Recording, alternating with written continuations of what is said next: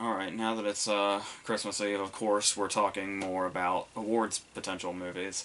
And of course, it wouldn't be awards season if Adam McKay wasn't screaming at us, so we're going to talk about Don't Look Up first. And so, I do think it's very interesting where I do have a lot of mixed feelings on McKay as far as where he's at now. Because I really like The Big Short, but I don't love it. There's things about Vice that I really love, but I am far away from loving Vice as a whole. And this is pretty much kind of falls behind Vice, but not like a shitload. But it's clear that McKay has found a new sort of style outside of his comedies, where it's interesting that of these new style movies that McKay has been doing from The Big Short to Vice to now, that's only 3 movies. Yet it's like such an established style at this point. Is in itself is pretty impressive. But yeah, more and more, it does seem like he's getting angrier and angrier, and thus screaming at the audience more and more. Even if you agree with what he's saying and you share his frustrations, which I'm sure many do, and many that will see this, but may also say, but that's even if you agree with something, a movie can still feel like incredibly preachy and condescending, and that's only gonna get you so far as getting your message across, which seems to be you would think would be the important thing to do here, but it's a McKay movie, and like I said, even though he's only made 3 movies of this particular kind, you, having seen The Big Short and Vice, probably know exactly what you're getting, because it is 150% an Adam McKay movie, which is something we may not have said pre The Big Short, where it's like the guy that made, Talladega Nights and Anchorman and Step Brothers and stuff like that. This is commonplace now. That's how far he's come in this different direction, which, like I said, is impressive in itself. But as far as how you're conveying a message, we'll see. And of course, his casts are getting bigger and bigger. And if anything is the draw in this, obviously it's almost like the movie is its own victim of what it's complaining about, or what it's criticizing, because it does seem like whatever message is supposed to be being had here, which is clear, it's almost drowned out by the fact that the main selling point of this movie is going to be the massive, massive list of celebrities on its cast list, which is maybe that in itself is the whole, like, maybe that's a whole joke in itself, a whole self-referential joke or something like that, or to play into the message even more. But, yeah, so obviously the whole thing is this climate change allegory, which we knew before we even went into it, but we would have also been able to pick up on pretty quickly. You could also pretty easily chalk it up to being about COVID also, though he swears up and down this was already written pre-COVID, so whether you want to believe that or not is up to you, I guess. But as far as we know, as far as we're being told, this was pre-COVID, and so any sort of thing you can take away from that as well is completely coincidental, supposedly. So, I guess the big question here also is, I kind of wanted to focus on what the movie's doing itself, but it's really kind of hard to get away from this whole allegory and the whole idea of, can you even satirize anything anymore, with where the world seems to have ended up? Because it's like, because you could say it's like super, super over the top, and it's like maybe it's people exaggerating when they say, like, this movie is 100% how it would play out if this thing happened. But at the same time, and while I can get that, where it does seem to be, even though McKay seems to be telling us exactly how he's feeling, it's still like there's some comedic exaggeration being had here. But then at the same time, it's like, even though you want to say that, it's easy to say, oh yes, this is exactly how it would be, this movie is prophetic, all that stuff. There, even as exaggerated as it seems, and as, like, can you even really satirize anything anymore, or is that, does it feel too real? It is that case where the frustration that you feel with the characters while watching this, characters like Streep or Mark Rylance or whoever, Jonah Hill, those frustrations feel eerily familiar, like they have already happened. Those feelings that you have dealing with these kind of characters and how they're dealing with the cataclysmic events here, and, but there are cases though where you have to ask. You can acknowledge exactly what McKay means. Like I said, even agree with what he's saying, but the nature in which he's, and it's one of those cases where like there's always something to contradict something in regards to like you could say something and it's something the movie's already going after or the other way around. Like the whole idea that you could say the way he goes after like reality TV and stuff like that. Where like I've never been into the reality TV thing and I kind of look down on it myself. Well, trying not to be condescending, but the fact that he goes at this so angrily and that it can come off mean spirited. But then when you say like you can convey this message, but you don't have to do it in such a mean spirited manner. Otherwise, that's kind of just off putting and you sound preachy, and it's getting away from your message because it puts people off you, even if they agree with you. But at the same time, that kind of feeling is apparently addressed harshly by the Tyler Perry character, Tyler Perry and Cate Blanchett to an extent as well, where they are the sort of morning hosts, and they've got that really tepid show where they go into supposedly serious topics, but they're always like segueing into something else completely unimportant, or their attention span is like way off, and you can say the most dire news possible, and they'll just like take something else that you said completely unrelated and like focus on that without focusing on the big picture. And how they say their whole purpose is like don't be a downer to everybody, and it's like it reminded me a lot of the scene with Toby from The Office on that episode of The Newsroom where he was going into climate change, and Jeff Daniels' response is like, people are starting their weekends, don't say anything too drastic.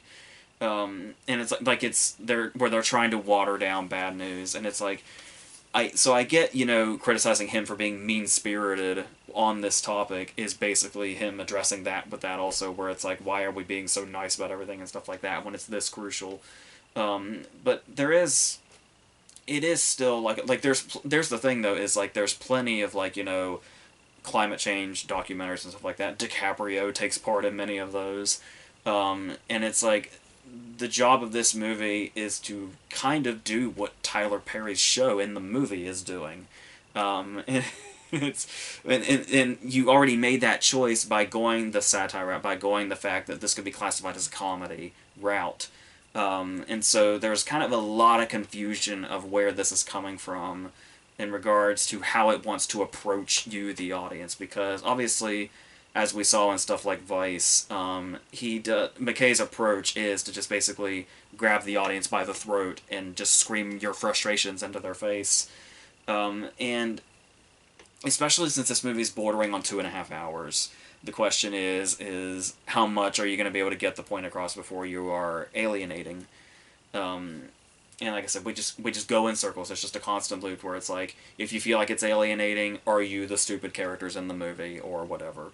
And that's where a movie like this can get conflicting, where the director is coming from such a strong place. But like I said, it's like how many of his own traps does he fall into ends up being the question. And that's kind of feels like it's all over the place throughout this movie. So there are some things addressed here that can be a bit cathartic, because I feel like that's a part of the appeal of this movie, where it's like where I was talking about, if you agree with him, hopefully I'm assuming his goal would be like, if you don't agree with him, he wants to scream in your face, to fucking wake up.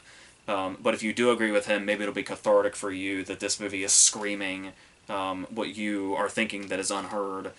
And which essentially is what's happening to the characters anyway. Even the ones that are screaming out loud are still just being ignored or sidestepped for something else. And you get the sense, like I said, even if you want to say it's totally exaggerated and this sentiment isn't true, there is some stuff that feels painfully real. Like just some of the small stuff, like the fact that, when Lawrence goes off. Instead of paying attention to what she's saying, she just gets memed all over the place. And then DiCaprio becomes this whole thing where it's like he's the and that's the thing too, is to talk about how this movie is exaggerated but also kind of not, is this whole idea of DiCaprio's character becoming the, sexy astronomer, in quotes, where like he's on the news and then like Twitter and all that stuff takes to him because he's good looking and that's what he becomes famous for and not what he's saying. And it's like we actually do see that constantly, and the reason I bring that up especially is I want to say that just happened like a couple of days ago again, where there was somebody that was saying something important, but the only thing that like had them trending was people thought it was like sexy insert occupation that isn't typically associated with sexy, and that's just what that becomes, and that's so the fact that that's just like happening literally right now, like as the movie's coming out, is ridiculous in a way that the movie is addressing. So there is stuff like that, and we do have the whole idea that politicians will just gladly just sit in place and do literally nothing as long as there's something else for them to worry about that's practically mundane. And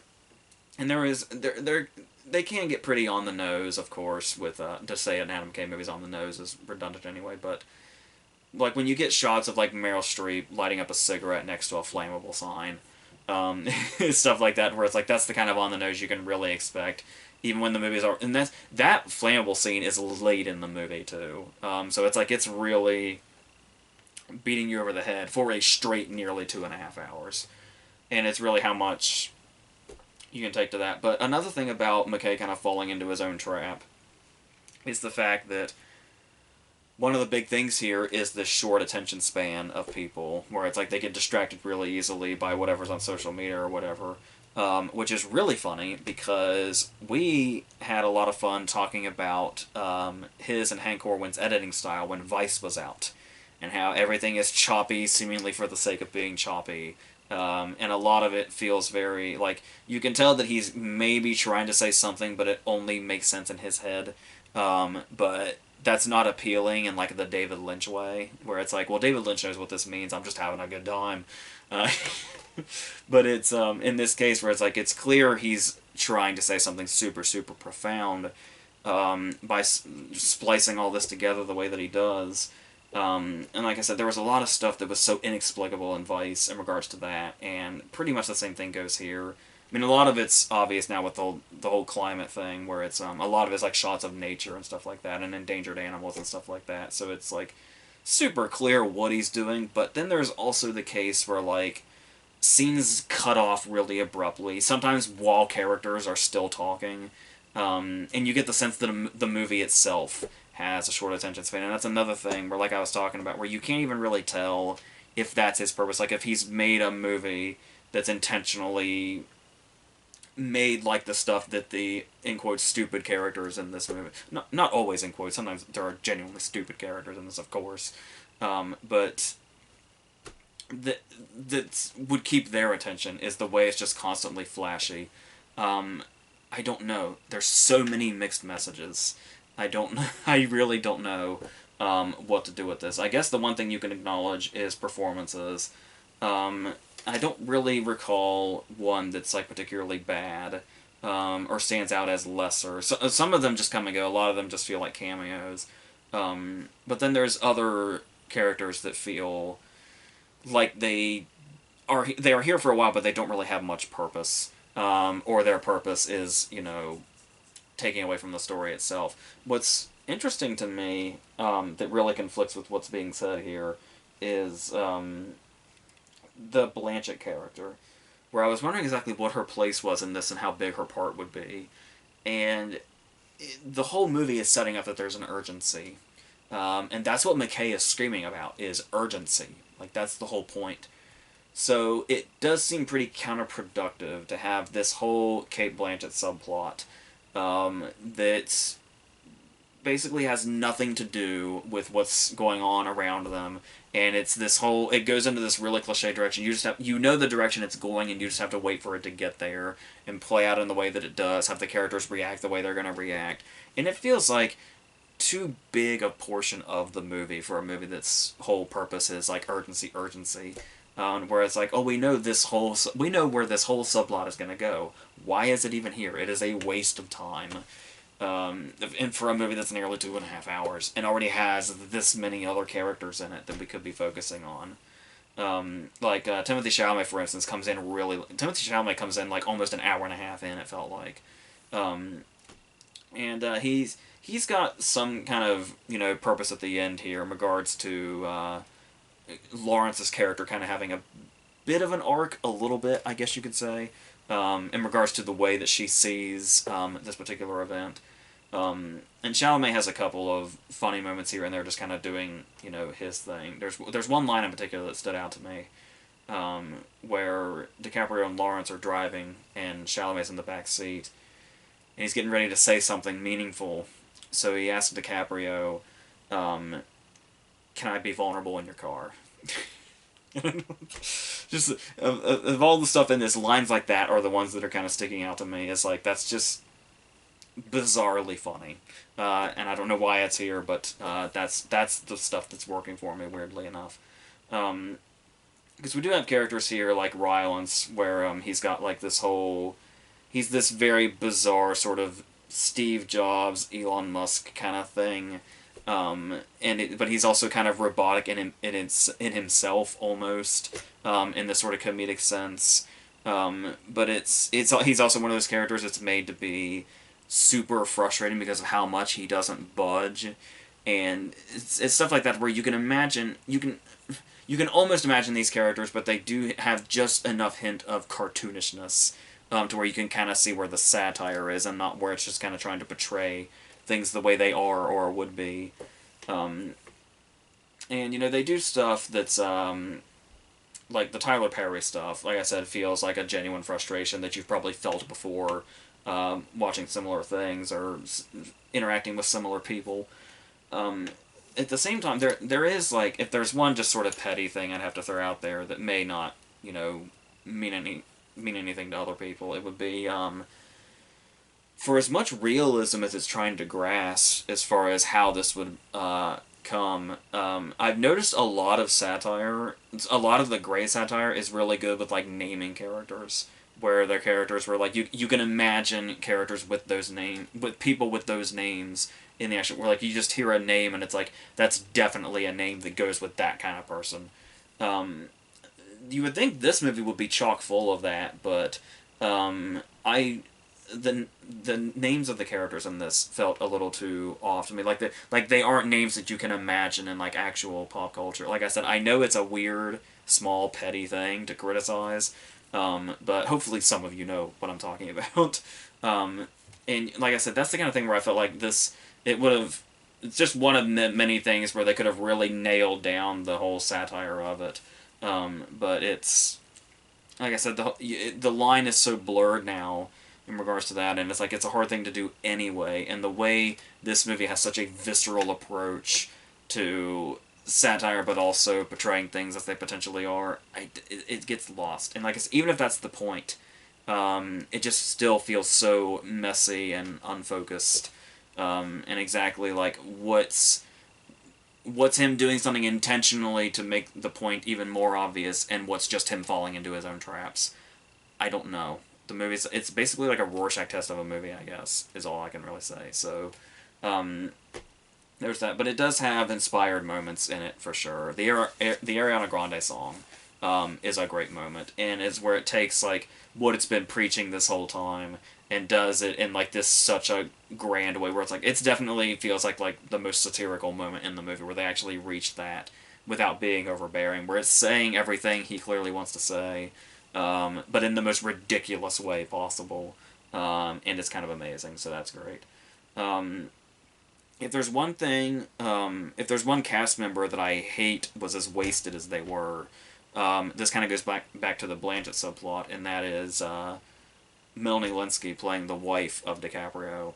And the part that she has to play in this Blanchett subplot is so, like, useless for an actress of Melanie Lynskey's caliber, and what Melanie Lynskey is capable of, and how amazing she can be. you would never guess, given such a throwaway role here, such a cliche role here. So that was really disappointing to see Melanie Linsky, within this cast, and then this is the part that she's given, and this is the direction that character goes. She has one payoff, like kind of at the last minute, where it's like, oh, that's kind of an interesting payoff to that whole subplot, but very late in the game by the time that comes around. So there's that. And obviously with DiCaprio kind of being at the center of this, and of course him being passionate about climate change and itself, you can tell why this was the script he took of all the ones he was being offered around this time. But it's while he does have those big moments and he plays like the anxiety attacks really well, and that whole thing where it's like to see him playing such a comedically panicked character is always fun, because it's always fun to see DiCaprio do comedy in a way, but the fact that the comedy from this character is coming from a serious place, there's an interesting balance here that he gets to find throughout the whole movie that he does very well. So that's something he does really well in general. So he was always gonna ace this part. Like this, all the stars aligned for this part to be perfect for him. If there's one problem that I do have, one of the scenes that was really built up was his big Network scene, where he has a scene that's kind of reminiscent of Peter Finch's meltdown in Network. And talking about the editing, where people are getting cut off, like mid-scene, characters are getting cut off mid-scene, and it's like even the movie can't let this moment happen, where it's like the scene's kind of getting bigger and bigger, the performance is getting bigger and bigger, you can tell this is kind of like a centerpiece, this is his character's breaking point, this is the big moment, this is the memorable monologue like Peter Finch had in Network, and it's getting there, and it's getting there, and just when you feel like he's about to go into another level, it does a comedic cutoff. And it's like, that's the stuff where I feel like it's kind of the movie getting in its own way. To where it's like you can imagine, like when he had the big speech scenes in like The Wolf of Wall Street, where he was able to just kind of go and go, and those scenes gave him the room to peak. And it's like this movie's just so jumping around everywhere. It's like I don't know that I will ever fully understand what's going on with McKay in the editing room completely. Like I said, some of it's way beat you over the head, but then others it's just like you can't even begin to fathom why you would make an editorial choice like that or a decision like that. And it becomes very confusing in all the wrong ways. So so like I said, it's one of those cases where when Adam McKay makes a movie like this, you know exactly what he wants to say, but sometimes you can also be not entirely sure where the hell he's coming from creatively. And you can get the sense where if these two things were to come together and piece together, then you could probably have something that's as triumphant as he probably feels these movies are. So, so there's a lot to be desired here, but much like I was talking about, weird comparison, but when I was talking about The Matrix Resurrections, where I said I had a shitload of problems, yet somehow I felt completely, like, wrapped up in it, which, like I said then as well, is a very low bar to set, and a very low compliment, but there's something here that keeps you involved, and even keeps you entertained, even when it's being, as, dark as it is, and like I said, it's necessary to be depressing, and this is the point also that the movie's making. But the question is, it's like, when is it losing the message, and kind of getting caught up in its own stuff and becoming one of its own characters? I don't know. It's actually kind of frustrating, but not in the way that he's asking us to be. But those frustrations will certainly come through, the ones that he wants us to have, for sure. And like I said, they're going to feel very familiar, those frustrations.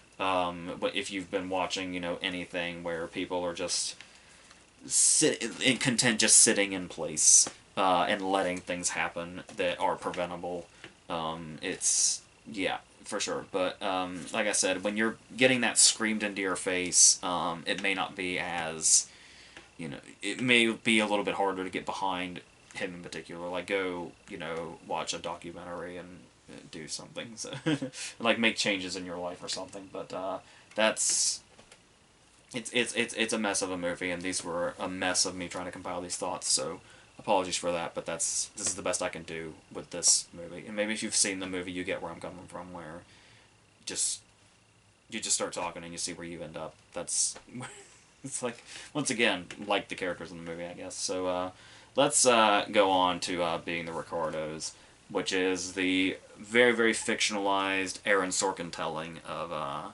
Lucille Ball and Desi Arnaz, and particularly the moment when they were making the episode Fred and Ethel Fight, and there was also the whole thing of Lucy being accused of being a communist.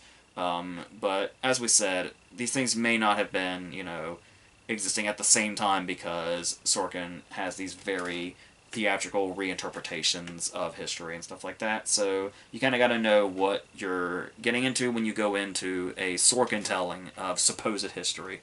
Where, like, it doesn't matter to me how accurate The Social Network is. The Social Network is and will always be a masterpiece. Moneyball, which he co-wrote, is still... I was just watching some of Moneyball a couple of weeks ago, and it's still so riveting, and I love it. And Trial of Chicago 7 obviously took liberties, and some people were upset, and it got very theatrical and very sort of sentimental. I didn't really mind it. I saw Trial of Chicago 7 a couple of times, and I liked it better each time, so there is that. Now, as far as this goes, you can go in and say, like, we know how Sorkin does history, so we expect this will be fictional and stuff like that.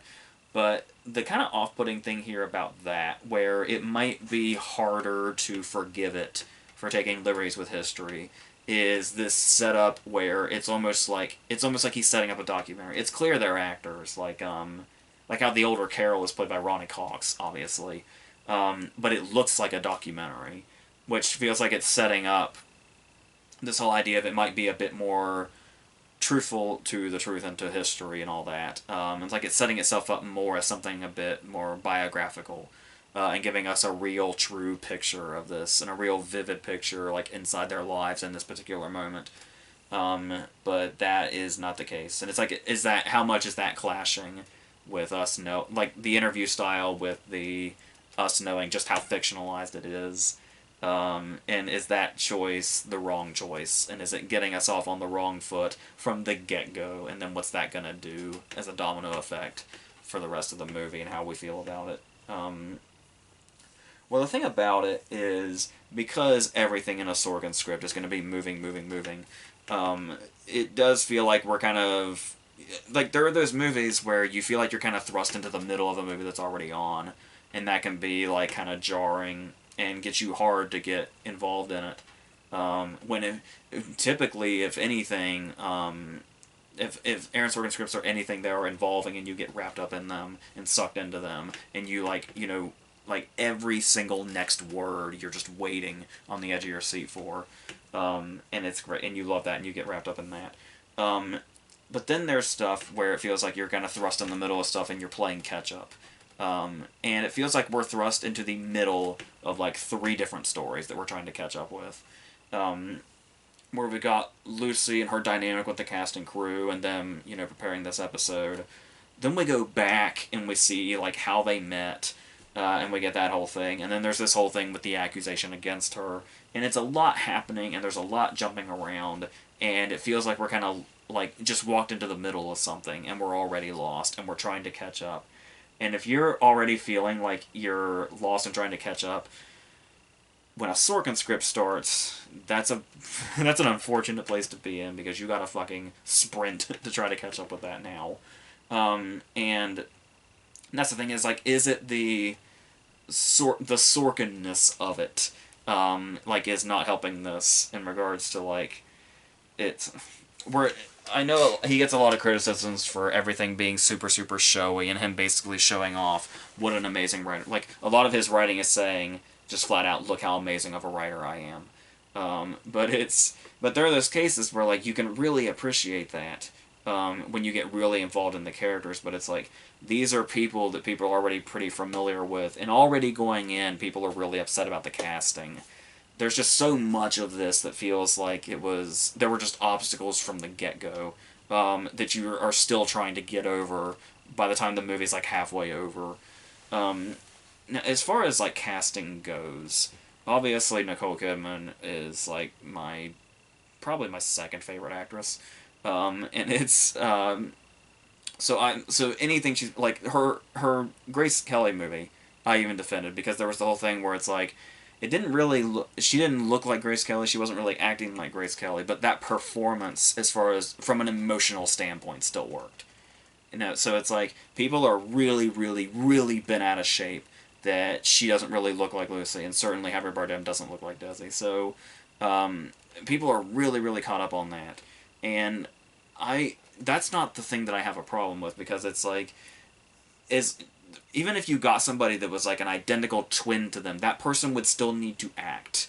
So it doesn't start and stop and just, the sun doesn't rise and set on do they look exactly like the person.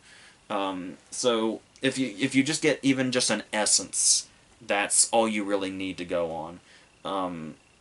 Bardem is a harder one to get past because his voice is so recognizable, to the point that it can't even really change. It's like the way like every movie Anthony Hopkins is in, he's gonna have his accent because that's Anthony Hopkins. Like he's gonna have his voice and his accent and everything.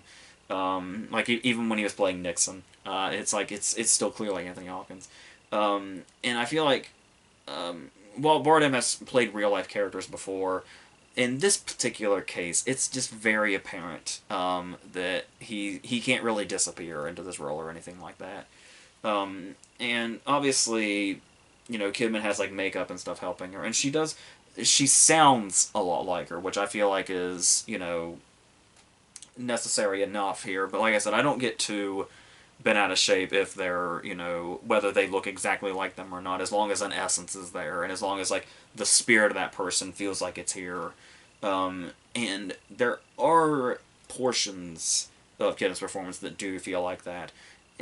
Incidentally enough, when she's kind of from like when we're seeing the show being filmed and we're like from a great distance, it really feels like it's there. But when we're kind of close up and it's much more clear that it's Kidman, she seems to have kind of a harder time. But I do think it's Bardem was obviously always going to struggle the most with trying to become another person. So it was really, from his perspective, it was definitely going to be more about, well, is the essence there at least? And especially from someone that's played so many like threatening and hardcore characters. And he is a very talented, a very diverse actor. Like if you've only seen like his American movies, you're gonna think he's not particularly diverse. He mostly plays villains and stuff like that. But no, he's incredibly diverse. But here, it was kind of I never really saw Desi in there. Like even the scenes where he's like singing, I wasn't really. It's just not there at all. And so that's gonna be hard to get engaged with him as far as like, especially with how much of this is based on his and Lucy's relationship and their love and stuff like that. It's gonna feel like a lot of that is missing, but I don't think that's just in regards to them not completely having the essence of the real people. Like the writing here also is a bit too. I don't know. I don't know if it's too antagonistic. That's the word I was getting ready to say, but it's and like I said, the whole feeling of that we've kind of walked into the middle of something, but then we still get the backstory anyway. But it still feels like it's not coming through as much as it should, given how much is hinged on this. But that's the thing is, there's so many plots going on in this. Also, they're gonna pull away from that and distract from that anyway. But it's one of those cases where there's like a lot of plot threads that start and then they like seemingly disappear and then they just kind of rematerialize towards the end. And then by the time it gets to there, it's like you don't really feel like you've been on any particular journey with any of these characters. It's just like, oh yeah, these were the plot threads. Time to sew up these plot threads now because the movie's ending. And we just have like individual scenes in between where they're dealing with just various conflicts. The whole pregnancy thing and trying to get that into an episode and get past the censors and stuff like that. The sponsors. And the interactions with the supporting characters, with Frawley, of course, being played by J.K. Simmons, and that is a good bit of casting, not just because of the essence, but like whenever Frawley would like raise his voice, he sounds identical to J.K. Simmons or whatever the verse of that is. But while that's there didn't really feel like there was much in the supporting characters either. Like they're here and they have like little moments, little Sorkin moments, I guess you could say. But even with Simmons, I didn't really get a lasting impact from anybody. Like Alia Shawkat probably got the closest. But even her interactions with Lucy felt like we were supposed to get the sense that they have this really long time friendship that goes way back. But like I said, you only really kind of feel that because the dialogue tells you. And I don't really get any of that vibe from watching the characters interact. And that's the thing. That's what Sorkin does. That's Sorkin's specialty is characters interacting with other characters and bouncing off of each other. That's his thing. That's the thing that he does, and that's the thing that he's like made into this higher art form that can't be duplicated. And I just don't really know where that is here, because like I said, that engagement that you feel when you hear Sorkin characters talking, while they do seem like fictional characters and the dialogue is too perfect, I still just get completely drawn into that. But here, I don't really know where a lot of that was, because the whole getting pulled in thing really should have been here, and I just never really felt it. And then it doesn't help either that I can never figure out what the hell decade we were in, like which time frame we were in. There's so many confusing things about the jumping back and forth here, and like I said, I don't think we're meant to be confused at all.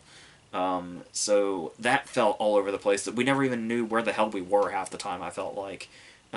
So that's going to make engagement's already hard enough as it is with the way these characters are played out and the way everything's written. And to not even know which time frame we're in at which time is is definitely not helping. So I don't know. And there's also a lot of stuff here where it's like we do have stuff that's the most engaging stuff is watching them make the show naturally.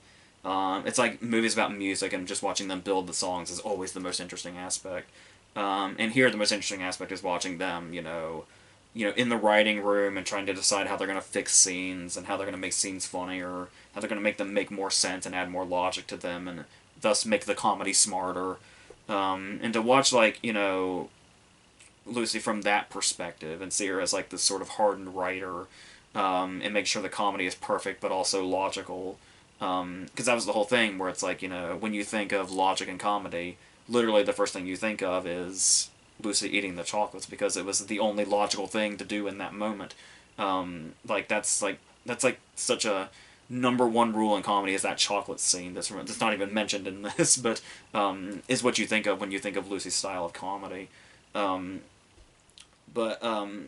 watching them just kind of brainstorm is where the real bits are, and the whole idea of like when they're brainstorming and she's having these visions of what they look like in front of an audience. And like that moment where the brainstorming kind of pauses for a second while they're trying to think, and then we cut back to her just kind of frozen in front of an audience just looking at her. Stuff like that is really strong, and what a lot of the movie is where they could have really gone on their strengths with that. But all the stuff surrounding those scenes, there's hardly anything here to be engaged with, unfortunately. And there's also always that feeling that Sorkin has an axe to grind. And that really comes through in this, maybe more so than he's ever done, and that's saying something. Like I said, even when it's like super appealing, because the writing is just so well done, or the characters are so well done. But here, when none of it's really working that well, that kind of stuff, the axe to grind stuff, is going to really come through in a way that it shouldn't. Where it's like, there's a lot of like unnecessary changes, like the background of the show and stuff like that, and it is to my understanding that he went into this as somebody that does not like the show, and you could see like the characters are always taking shots at the writing and just the concept of the show in general, like almost the sitcom approach in general, and that seems weird coming like for the maker of this movie to be coming from that place. Feels like it's just the wrong fit of the filmmaker and the material. But then you also get these random shots at Judy Holliday, which I don't know how well I've made known my opinion of Judy Holliday throughout these videos. I have a few times, I think, but that's just something I'm not going to stand for. Just on a personal level, I will not stand for bashing Judy Holliday the way this movie does. Because to my understanding, the supposed feud here between her and Lucille Ball was not a thing. This appears to strictly be a Sorkin thing. And the fact that, you know, Holiday wasn't, I don't think, quite where she was when she really took off. But that's the thing is, I don't know when the fuck this movie takes place at any given time, so I don't know how much of this lines up as far as who was popular at the time and who's supposed to be here. I don't know, but yeah. So a lot of frustration between these two movies, but it's but yeah, so I don't really know what else I can really say about either one of these. I'm just ready to, you know, end this and have Christmas, and then we'll pick this back up. We'll talk about more awards contenders. We'll get more into our awards talk as these shows are getting closer and all that stuff, and we'll do the end of the year list, the best and the worst and stuff like that. Um, yeah, like nothing we've talked about here in the last couple of days is going to be, you know, worst of material. So they've got that going for them, and they may or may not have awards potential. We'll see. Um, like with Globes and Critics' Choice and stuff already being out, both of these have already gotten a couple of things as far as nominations go, but we'll see what happens later. Yeah, I think that's what we have to look forward to until this year ends. So we're gonna have at least one more awards video before the year ends, and I'm gonna try to get the worst of the year out before the year ends. I still have to catch up on a couple of things before we do the best, but that shouldn't be too far behind. So until whatever the next thing is, I think that's it.